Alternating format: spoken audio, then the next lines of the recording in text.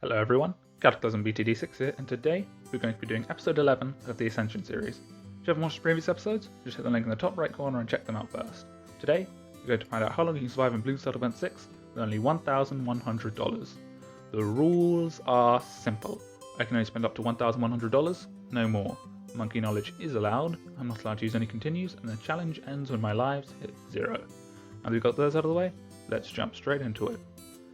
As always, challenge browser, challenge editor. I don't really have to say that, you know how the drill works.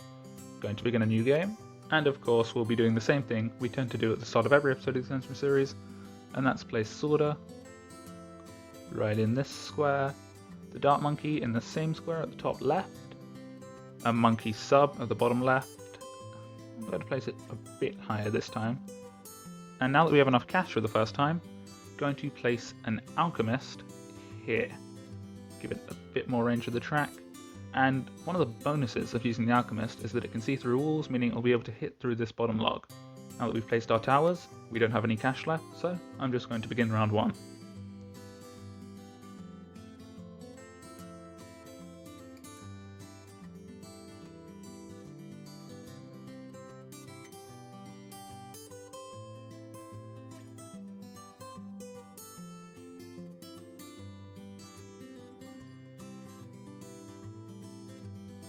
Now I know one thing you may be asking is why we use the Alchemist today instead of the Druid.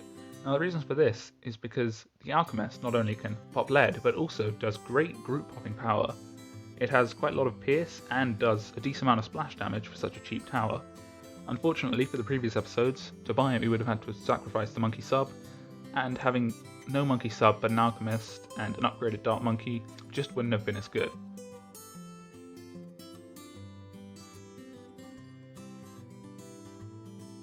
Heading into round 28, and for the first time it doesn't even matter whether or not we have Leaping Sword. I think that with a little bit of targeting micro on Sorter and the Alchemist, this may finally be the push we need to break past round 49.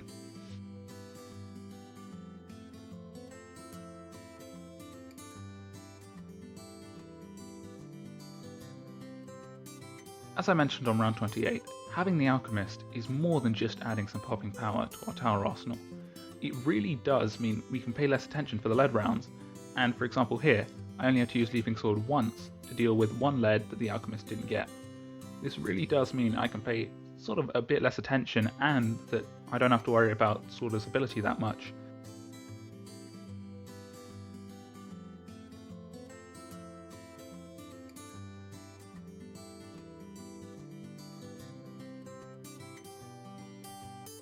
Round 45, I believe, is another lead round. I think these are fortified leads. Doesn't really matter too much now that we have the Alchemist. Again, it'll deal with the leads absolutely wonderfully. I think I may just use Sorter's Leaping Sword here though, just for old time's sake. Yep, deals with the leads absolutely fine, no problem.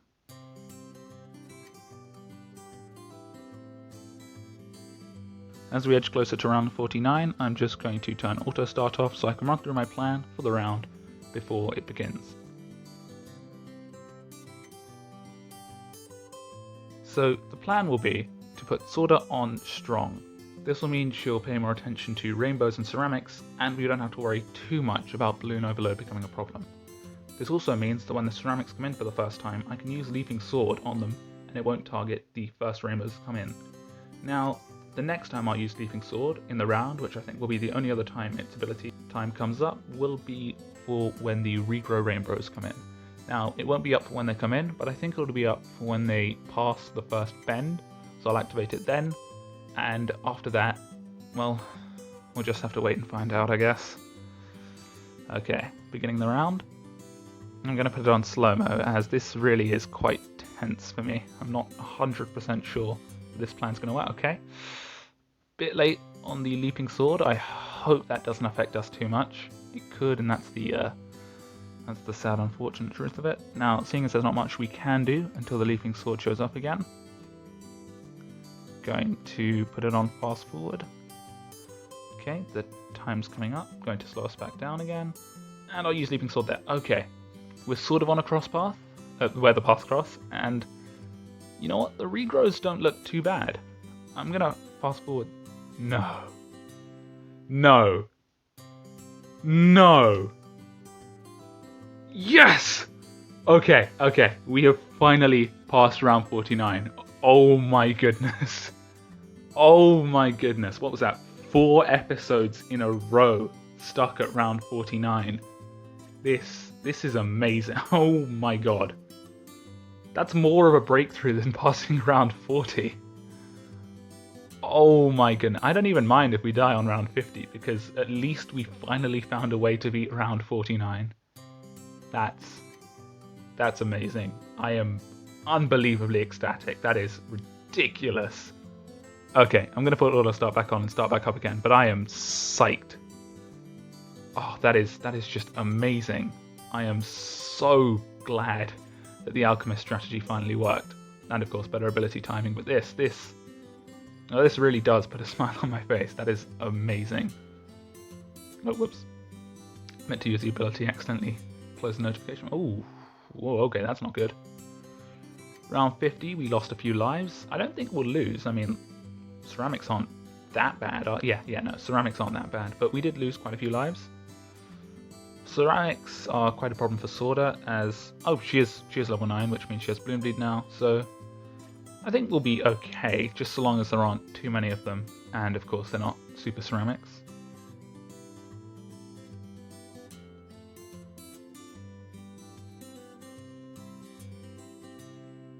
Sorda's level 9 upgrade really is quite useful. It does a DOT, meaning it does some damage over time.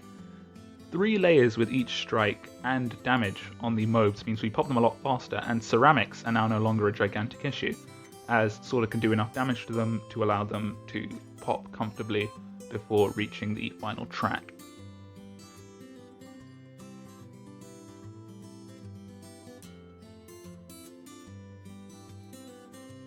We just lost a couple lives there, but I'm sure it's nothing to worry about. Sorda deals with mobs absolutely fine. I think it was just a moment of sort of temporary overload, but going on to round 59, I am going to turn auto start off, as I didn't think we'd make it this far, but round 59 poses its own special sort of difficulty, because as the information box at the bottom says, we have to pop camo leads. Now, seeing as there are also ceramics littering this round, I'm going to put Sorda on last, and the moment the camo... Oh my god, we have sword charge. You know what? I'm going to leave Sorda on last, but I think sword charge may actually just deal with the camo leads for us, honestly. Yeah, no, okay. That was just really nice of the game. Perfect timing, really. Okay, yeah, gonna turn auto start back on, and we may even head past round 60. Not 100% sure though. We can but hope. Activate Leaping Sword. Ooh, that didn't even scratch the BFB. But we do have Sword Charge if worse comes to worse, so... and Leaping Swords come back up. I'm not going to use Sword Charge until it pops, as I'm pretty sure they'll just be wasteful. The BFB layer will pop, but I'm not sure about the MOB layer.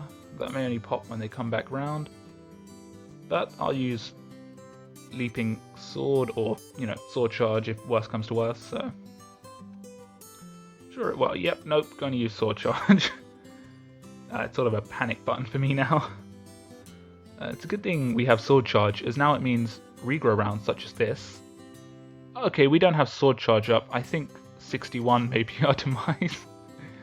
But I'm glad we beat round 60, and of course, the infamous round 49. Now, if Sword Charge comes up, we'll be fine. If it doesn't, we won't, so going to slow down, hope for the best. Sword Charge didn't come up, understandable. But round 61. That is amazing. We beat round 49 and we beat round 60. 2 gigantic barriers broken in one episode of the Ascension series. Unfortunately, that is where we have to leave episode 11 of the Ascension series. If you still haven't checked out the previous episodes, why don't you go ahead and watch them now? If you have, why don't you go ahead and subscribe so you can turn notifications on and be notified every time I upload. That's all from me today, folks. Till next time, goodbye.